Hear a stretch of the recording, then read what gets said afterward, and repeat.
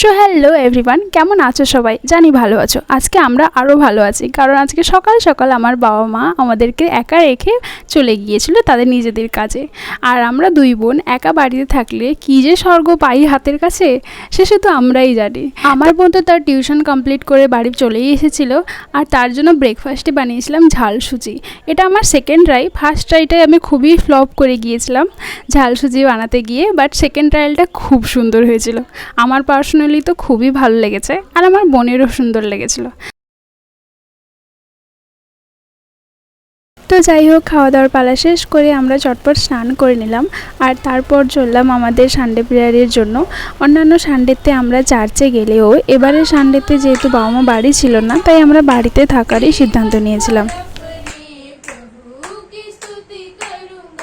দুই বোনে মিলে এই টাইমটা কাটিয়ে আমরা উঠলাম এবার লাঞ্চ বানানোর জন্য। চাল আর ডাল আমি আগে থেকে ভিজিয়ে দিয়েই গিয়েছিলাম, কারণ লাঞ্চ বানানোর জন্য আমার হাতে খুব বেশি সময় ছিল না, মাত্র 1 ঘন্টাই ছিল। তার মধ্যে আমাকে পুরোটা কমপ্লিট করতে হতো, কারণ তারপরেই ছিল আমার বোনের টিউশন।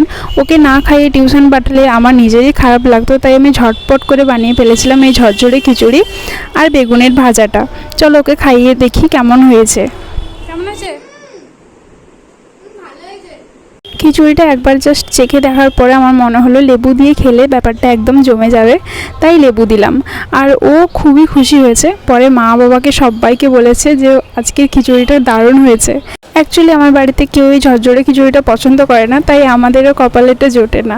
তাই যখন বাড়িতে কেউ না থাকে তখনই খাই। এবার বোনকে টিউশন বের করে দিয়ে আমি বাড়িতে পুরো একা ছিলাম, আর ওদিনের দুপুরটা খুব সুন্দর দেখতে লাগছিল চারিদিকে। তাই ভাবলাম যে চলো একটু শুয়ে শুয়ে বই পড়া যাক। এই তো সন্ধ্যায় মা বাবা ফিরে এলো সাথে অনেক কিছু নিয়ে। তবে সত্যি বলতে আজকে মাটনও ছিল, তাই অন্য কিছুতে হাত না দিয়ে মিষ্টির লোভ না সামলাতে পেরে একটা ছোট মিষ্টি মুখে পড়েছিলাম। আর তারপর আমি আর মা জোগাড় করতে লেগেছিলাম মাটন রান্না করতে। বেশ কয়েক বছর পর আমি মাটন খাচ্ছি বাড়িতে, তাই আমিও জিরো অভিজ্ঞতা নিয়ে আর প্রচুর এক্সাইটমেন্ট নিয়ে বসে গিয়েছিলাম মাকে হেল্প করতে। তো আজকের মতো এইটুকুই রইল, আবার একদিন দেখা হবে। বাই।